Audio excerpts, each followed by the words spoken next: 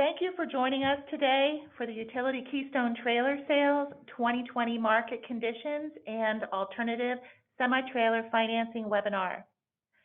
We're very happy to have with us Mike Oswald, VP Relationship Manager at Bank of Montreal Transportation Finance, along with Matt Duke, Finance Manager at Utility Keystone Trailer Sales.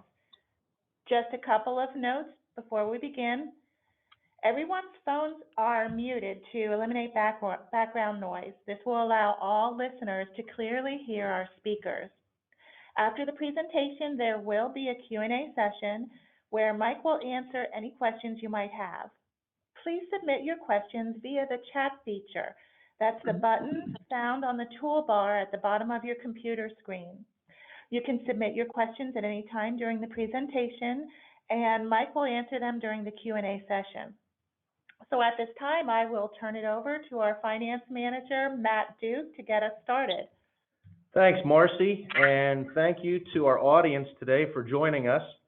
This is our second webinar from the Finance Department. We're happy to have Mike here from BMO to give us some insight from a lending perspective. Some things we're going to discuss today are what banks are looking for in a qualified candidate. Large part of our business relates to new borrowers, which can sometimes translate to being in business for less than 2 years. So we're going to talk about new borrowers, and we're also going to talk about some alternative ways to finance, which can help certain businesses determine best ways for them to borrow money when it comes to making an equipment purchase.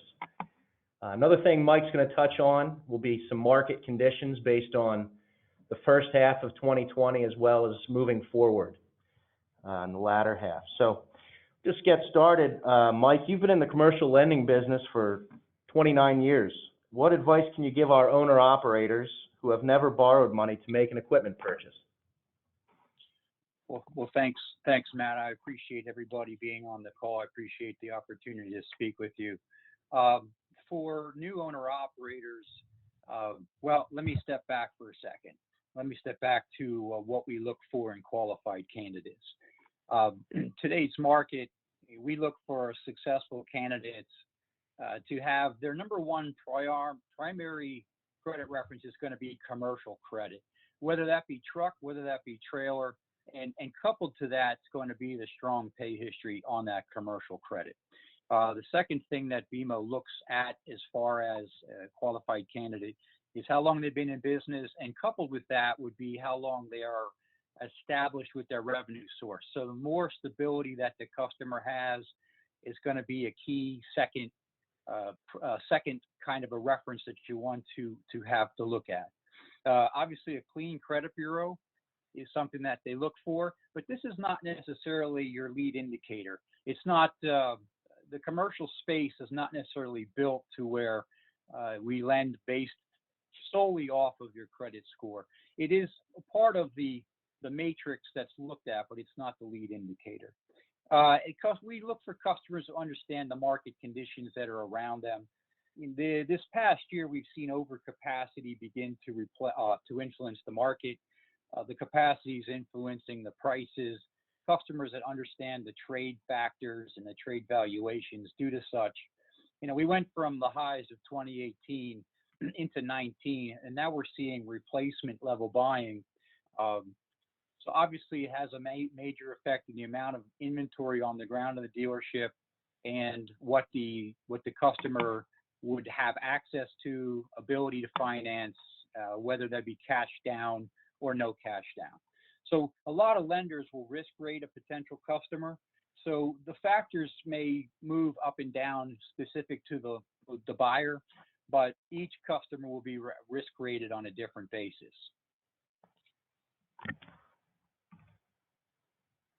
So as far as the new borrower, if we get on this page, I would counsel a new borrower, somebody that's under a year and a half, like you mentioned. They want to look at some good used equipment. They want to start a lending relationship. They don't want to start at the top. They want to get into something that's going to get the job done, be reliable, and get moving. They should be prepared to be in a cash down position depending on valuations, anywhere 15 to 30%, depending on what they're buying.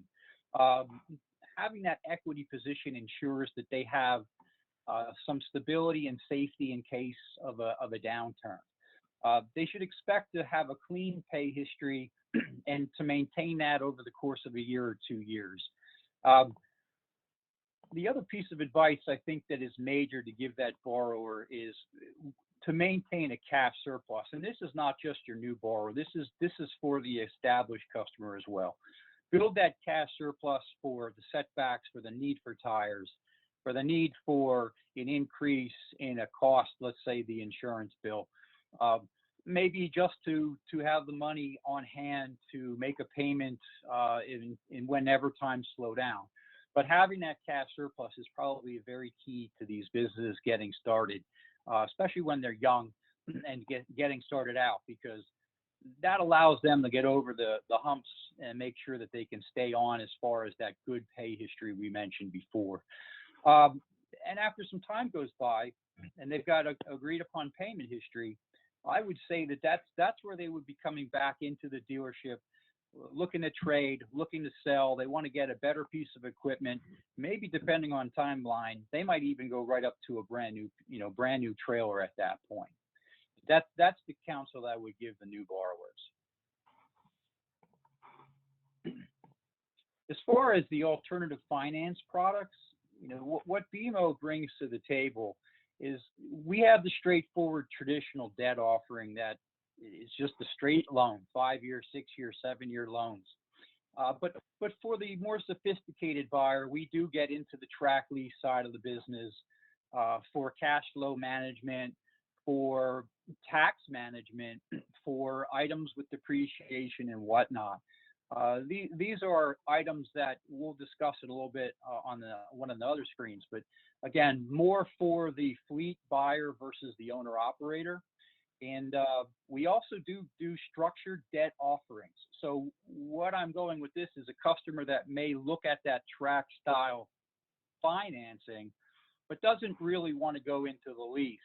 If they qualify, BMO will look at whether seasonal payments make sense, whether balloon financing will be the right answer for cash flow management, low down payment, big down payment, whatever is going to meet that customer's cash flow needs is something that we will look at for that established customer.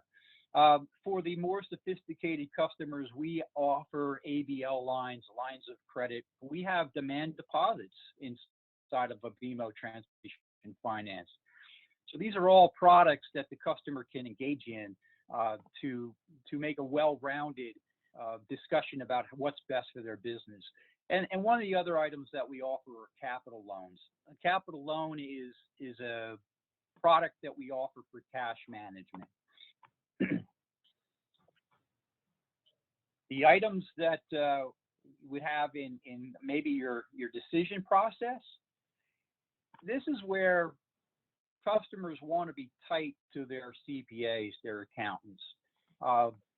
They want to understand and be ahead of any tax rate issues, profits that they have, so that they understand if they're going to be in a situation to have to pay the government, that accountant is working hand in hand with them to manage their taxes due, whether or not they're in their current trade cycle.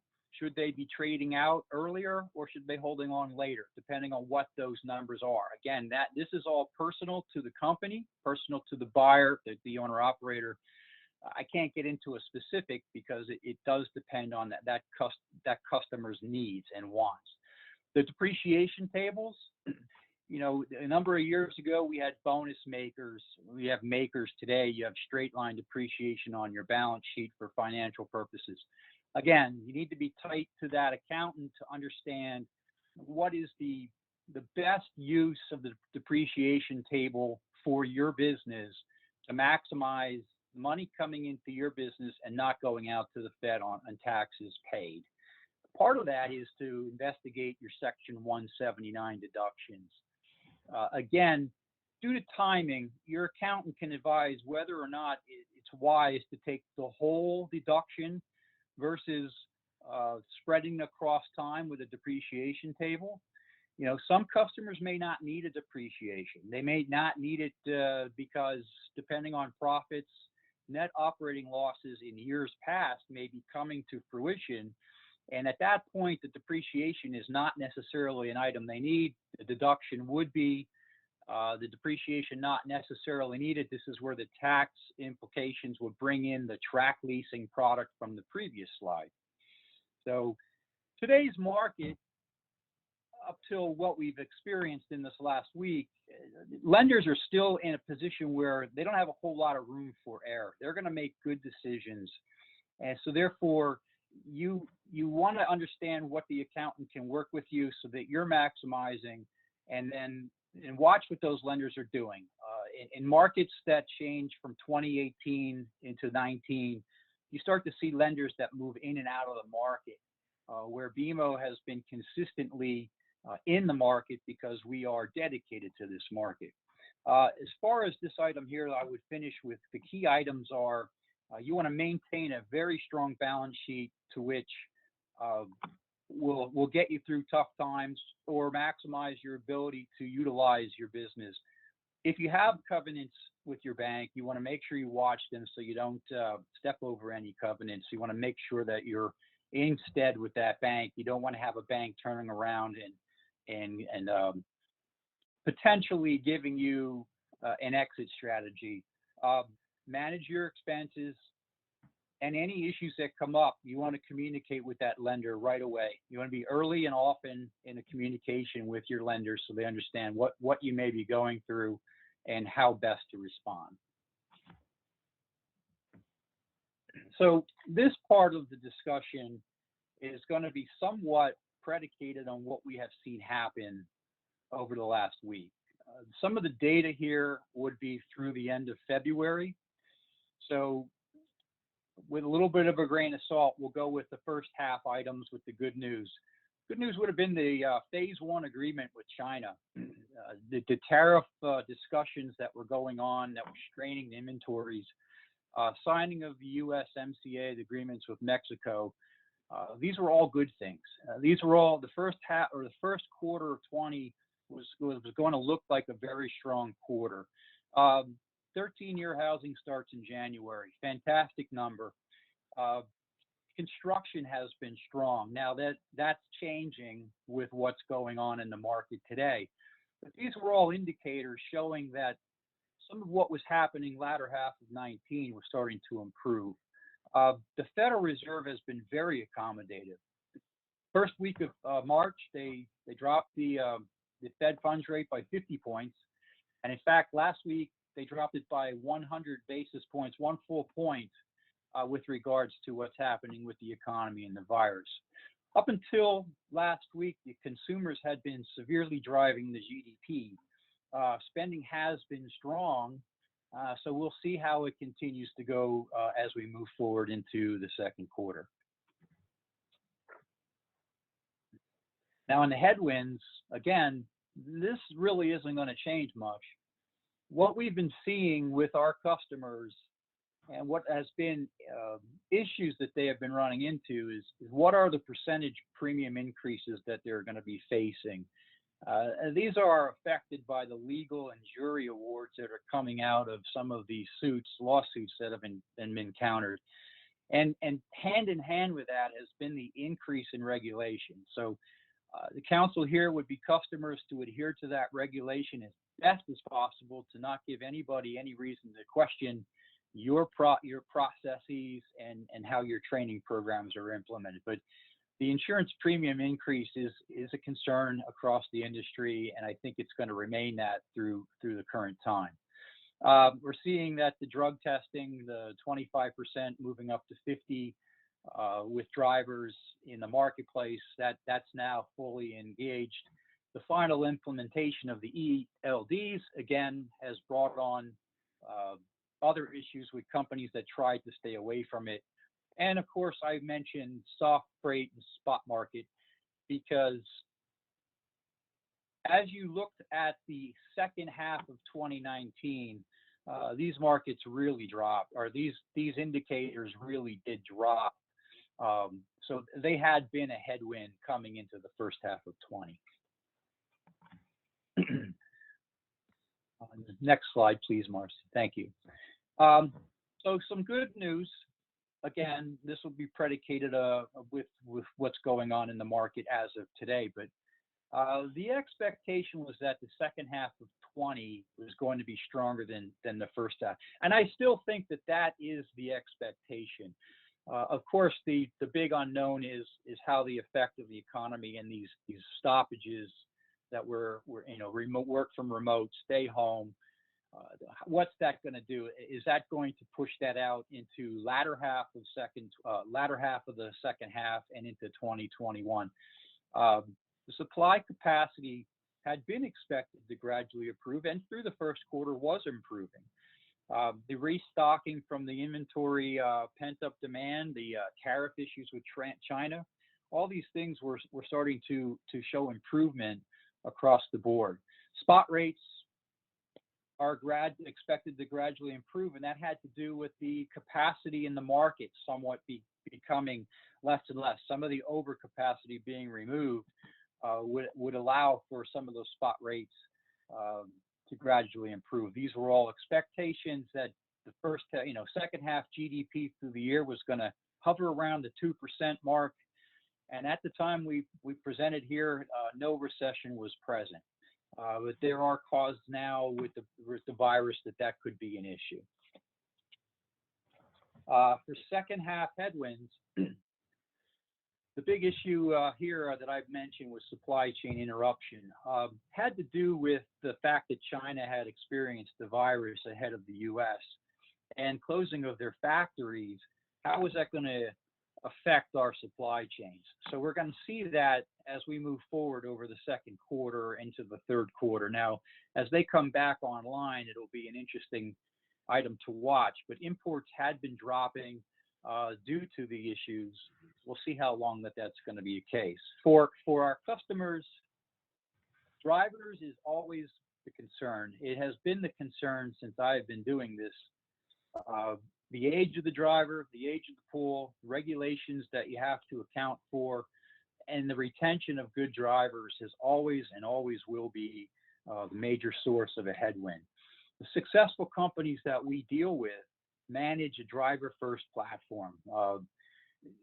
They do, and almost all of my customers, that is their focal point. They realize that without that driver, the rest of it doesn't work. From that position, then their number two push is to manage their metrics. They have to understand, where their profitability numbers are, how to maximize them, how to eliminate unwanted expenses, and watch their margins. So the customers that optimize their revenue truck per day and they minimize their maintenance per mile are the ones that have been successful.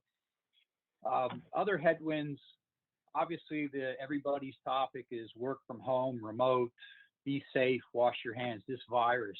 So what we don't know is the timeline on the effect of what this is going to do. The Fed has jumped into the economic fray. They're injecting over $1 trillion in relief, whether it be to the airlines trying to get money out to Americans.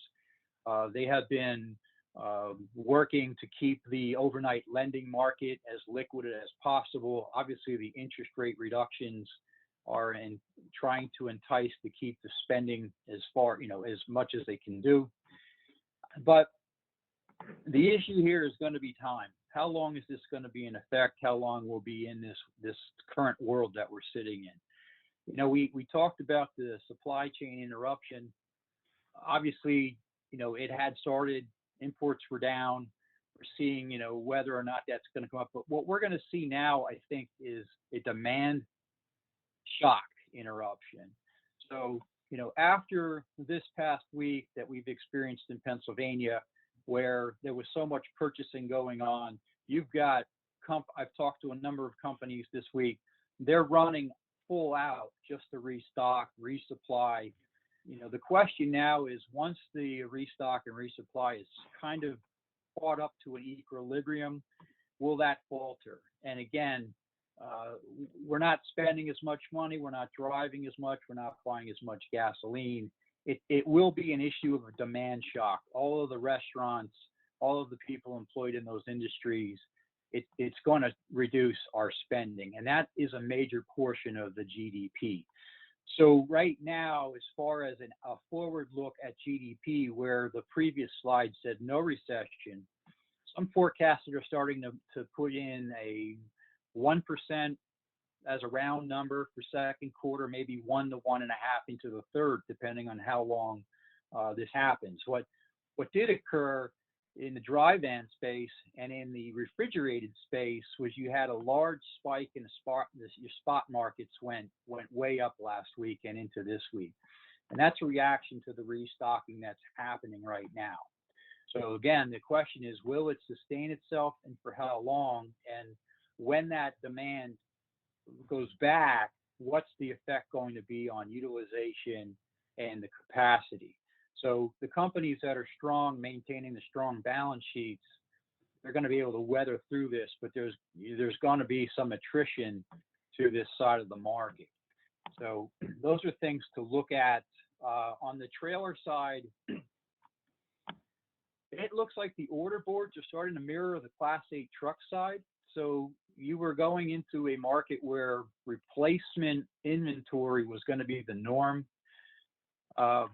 But that's normal for what we've seen 2018, 2019 to have a reset over the year. So, at this point, if we go into a recession, it's anybody's guess how much that's going to be affected.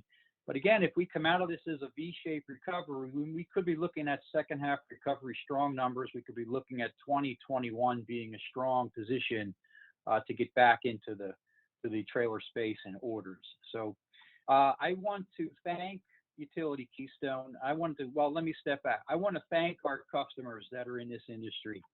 I want to thank you for what you're doing right now for the American people to get these grocery markets back in line, get restocked. We appreciate your efforts, what you're doing to help everybody out.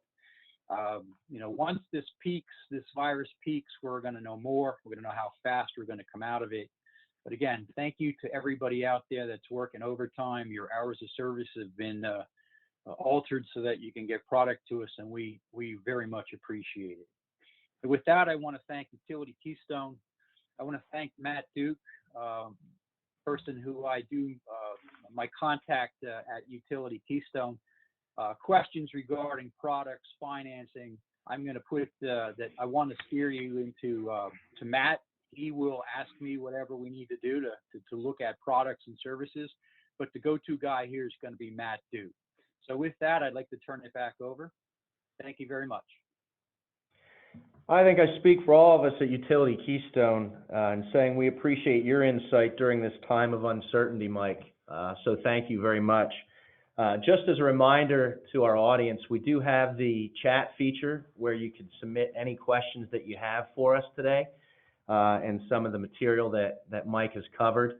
A few questions have already started to come in, and we'll go through those as we get them. So, Mike, first question that came in was, our business is just starting out, and we want to build our credit now to save on equipment purchases down the road. Is it more beneficial for us to pay off our loan early or pay for the full term of the loan as agreed? Matt, it's a good question. With the business just starting out, counsel I will give this customer, this question is maintain the payments for as long as the contract calls for, up until the point where they're going to make a trade or move to another piece of equipment. One of the biggest pieces that I see is customers buy a piece of equipment cash. They stay out of the commercial lending space for 2, 3, 4 years, and then they enter it because they're established as a business, but then they don't have commercial credit. So I would counsel this customer to make the payments on the string that's due, and any excess, create that cash surplus account, the emergency account, or just a place to park extra money to when it's time to buy that new trailer and have extra cash for a down payment or for whatever they need it for. So I would have them continue to make payments as agreed. Okay, next question. If the applicant who is guaranteeing the loan has poor credit, is it helpful to provide a cosigner? Okay. In this case, that's an interesting question too, because now we get into the definition of poor credit, and I don't want to go there, but what I'll say is from our perspective, depending on what the poor credit is, the answer could be either a flat no or a maybe yes. When we look to add a co-buyer, co-signer, we look for that person to have a position in this market. Are they in transportation? In other words, are they related to the field? Do they also have commercial credit? Do they have commercial experience? So the other issue that I see is you have to be careful. So you bring a co-buyer in, you have to understand that they're also picking up a piece of ownership here. So on that title, you're going to have two participants. So they have to understand what they're getting into in a co-signer relationship. So that's a tough one to give on specifics. The answer is it depends. Sorry. Very good. And I think this next question goes back to one of your slides. Maybe a little bit more detail is being asked. But the question is, Mike, you mentioned there may be offers available to meet cash flow needs. We haul large construction equipment, and we typically slow down between December through February. Is there a type of loan you offer that would help us through our slow time? Yes, the answer to that is absolutely. At BMO, our lending practices do assess your seasonality. And for seasonality, we offer, whether it be skip payments, in other words, in the bus industry where they don't run in the summertime, we offer skip payments. For our construction industry, guys that are in the triaxle market, so not necessarily trailer, well, it could be dump trailers. You get into the wintertime, we offer what we call token payments. So we don't necessarily go to zero per month, but we'll go to maybe $500 per month per contract. And that's to keep the payments coming, keep the equity driving upwards on the note, but take the heavy burden of the downtime of the winter off the customer's shoulders. So absolutely, we do seasonal payments and skip tokens for customers that would require. Okay, I want to add one here, Mike. This comes directly from Utility Keystone. It's something that you and I have discussed over the course of the time we've been working together, and I think it's more beneficial to our customers that this question is answered for them. So, Mike, it's the nature of our business, like many others. Our customers sometimes run into situations where they can no longer afford to make their payments on their equipment. How would you advise these customers to handle situations like this, and what steps should they take in order to comply with the bank? Okay, so a customer that's running into some difficulty, and the difficulty is getting to be pretty high. Communicate. I would be on the phone with your lender immediately to let them know specifically what the problems are. The lender may have programs. We have programs for relief programs, extensions, modifications.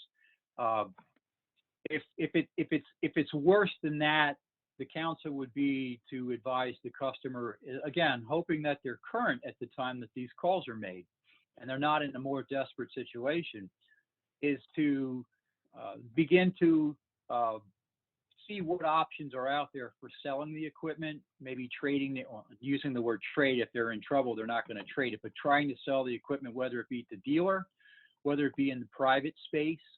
But I would try to make that move to make a sale as soon as possible. So, but again, I would communicate with that lender early and often as to what the troubles are, maybe what the remedies may be. Maybe it's a time element and it's just a matter of an extension that will get them through the issues at hand, and they'll recover and be able to move forward. Thanks, Mike. I appreciate you answering that last question. That does wrap up the questions that we've gotten. Just like to thank all of you once again for being involved in our webinar today. As a reminder, any questions, concerns, feedback, I'd like to give you the opportunity to reach out to us here, particularly in the finance department. You can call myself, email. That information is up on the screen now. And again, look forward to working with you moving forward. Thank you, Everybody Matt. have a good day. Thanks, Mike.